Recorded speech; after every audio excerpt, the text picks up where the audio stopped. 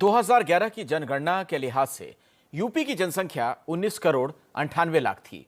आकलन के मुताबिक आज यूपी की जनसंख्या 22 करोड़ के पार है।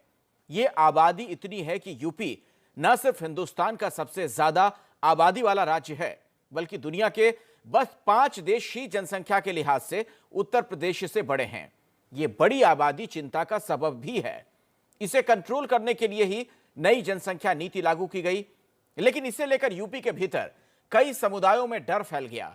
इस डर के साये में आम लोग से लेकर नेतागिरी करने वाले लोग भी हैं, क्योंकि कानून लागू हो चुका है और इसके लपेटे में सबको आना पड़ेगा।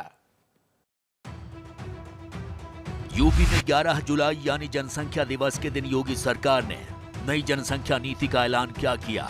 यूपी की सियासत में ये फिलहाल सबसे बड़ा मुद्दा बना हुआ है। इसे लेकर नेताओं में भी खलबली है, क्योंकि नई नीति में 2 बच्चों से ज्यादा वालों को चुनाव लड़ने पर रोक की बात है। आम लोगों के लिए भी नई नीति चिंता का सबब है, क्योंकि 2 बच्चों से ज्यादा होने पर सरकारी नौकरियों में आवेदन और प्रमोशन पर रोक लग जाएगी। तो धर्म के ठेकेदार भी फिक्रमंद हैं। विश्व हिंदू परिषद तक को यूपी में हिंदुओं की आबादी कम होने की फिक्र सता रही है। जब सबको चिंता सता रही है, तो नीति पर कुछ न कुछ तो सवाल उठेंगे। जैसे एक बड़ा सवाल इससे जुड़ा है कि जिस वर्ग की प्रजनन दर 2% से ज्यादा, उनका क्या होगा।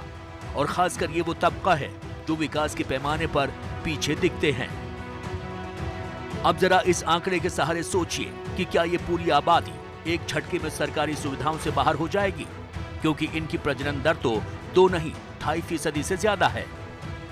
और तो और इसी आंकड़े से जुड़ा एक बहुत बड़ा सवाल ये भी है कि इन्हीं SC, ST, OBC वर्ग के लोगों को देश के संविधान के जरिए आरक्षण का लाभ मिलता है। तो फिर क्या यूपी में इन्हें नौकरियों में या कॉलेजों के दाखिले में इस वर्ग को आरक्षण का फायदा नहीं मिलेगा? इसके बाद बात यह कि क्या यूपी की नई जनसंख्या नीति लाने से पहले सोच विचार में कहीं कोई कमी रह गई है क्या? क्योंकि VHP ने ड्राफ्ट तैयार करने वाले विधि आयोग से इस पर दोबारा विचार करने को कहा है। VHP के कार्यकारी अध्यक्ष आलोक कुमार ने शिकायत की है कि इससे यूपी का आबादी का संतुलन बिगड़ सकता है। VHP की एक चिंता ये भी है कि इससे हिंदुओं की आबादी लगातार कम हो जाएगी और मुसलमानों की आबादी बढ़ जाएगी। हालांकि इस तर्क पर सवाल है, क्योंकि वक्त के साथ चाहे हिंदू हो या मुसलमान, जनसंख्या तो बढ़ रही है, लेकिन हर 10 सालों की जनगणना में जनसंख्या वृद्धि दर में कमी भी देखी गई है। कैसे हिंदुओं से ज्यादा हो जाएगी मुस्लिम आबादी? मुस्लिमों की आबादी बढ़ने की रफ्तार घट रही है। जैसे 2001 की जनगणना में हिंदुओं की जनसंख्या वृद्धि दर 3% कम हुई, तो मुसलमानों की वृद्धि दर में 4% की कमी हुई। 2011 में हिंदुओं की वृद्धि दर 3% कम हुई, तो मुसलमानों की वृद्धि दर में 4% की कमी रही। अगर इसी रफ्तार से हिंदू और मुसलमानों की आबादी बढ़ी, तो 10 साल बाद मुस्लिमों की जनसंख्या में 4 करोड़ का इजाफा होगा, जबकि हिंदुओं की आबादी में 16 करोड़, क्योंकि हिंदू कुल जनसंख्या के करीब 80% के बराबर है। ये तो हुई धार्मिक एंगल की बात। अब बात नेता बिरादरी की, जिनकी चिंता सबसे बड़ी है।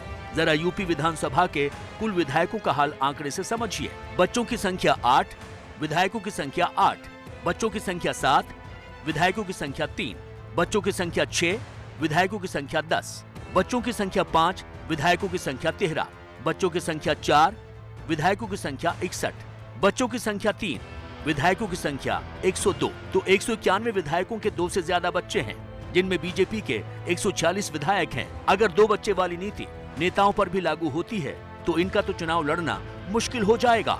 कानून लाने वाली सत्ताधारी बीजेपी के ही करीब आधे यानी 146 विधायकों के राजनीतिक करियर पर ग्रहण लग जाएगा। लब्बो-लुबाब ये है कि यूपी पर जनसंख्या का बोझ तो है, पर सवाल कि क्या वो नौबत यूपी के सामने आ गई है कि जैसे चीन के सामने आई।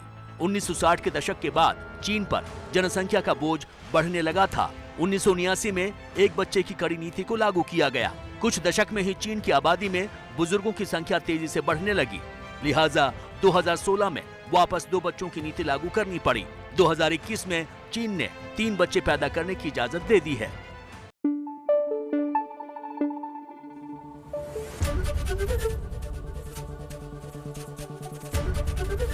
ABP न्यूज आपको रखे आगे।